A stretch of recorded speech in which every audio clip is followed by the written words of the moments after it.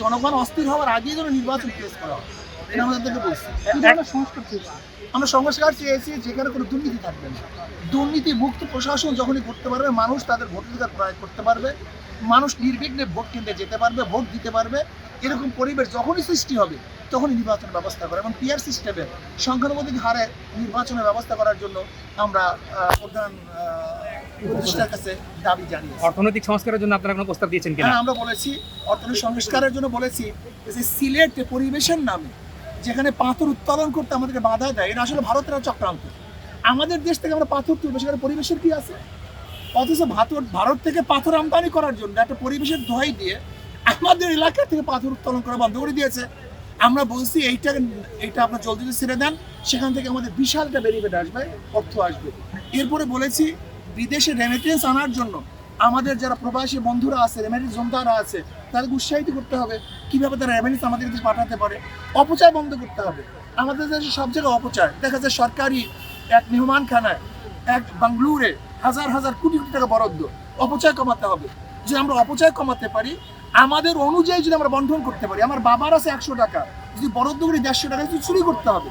কাজে বাংলাদেশের যেই পরিমাণের অর্থ আছে সেই পরিমাণে বরাদ্দ করা, অতিরিক্ত না করা। সেইভাবে যদি আমরা সুষম বন্টন করতে পারি, তাহলে আশা করা যায় ইনশাআল্লাহ বাংলাদেশ সুন্দর হবে এবং অর্থনীতি। পাচারকৃত অর্থ ফেরত আনার ক্ষেত্রে আপনারা কোনো প্রস্তাব দিয়েছেন কিনা?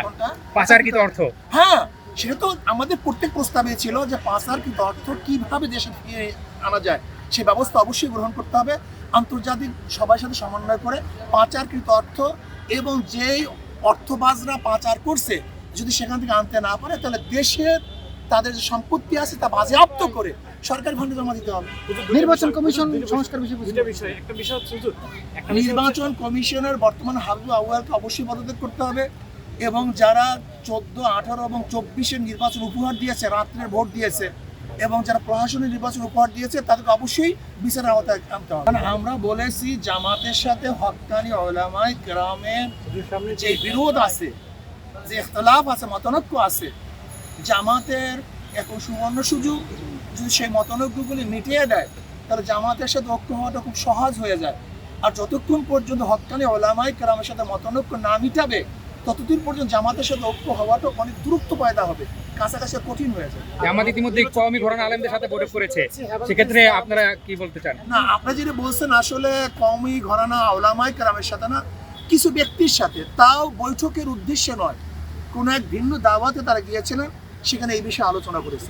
শেষ প্রশ্ন, অনেকে বলছে যে 2 বারের বেশি প্রধানমন্ত্রী হওয়া যাবে না, এই প্রস্তাব রেখেছেন, আপনারা এটা কি কিভাবে দেখেন? দেখেন, আমি মনে করি একবারের প্রধানমন্ত্রীও যদি এই শেখ হাসিনা মার্কা হয়, তাহলে একবারও আমরা সেই প্রধানমন্ত্রীকে চাই না।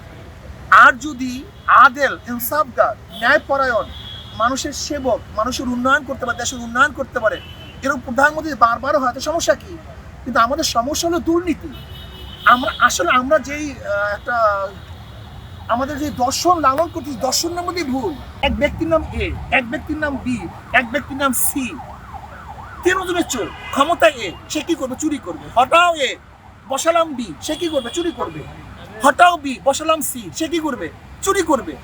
কারণ হলে ব্যক্তির পরিবর্তন হয়েছে, দলের পরিবর্তন হয়েছে, নীতি আদর্শ পরিবর্তন হয় নাই। ওসি পরিবর্তন হয়, ঘুষের পরিবর্তন হয়েছে।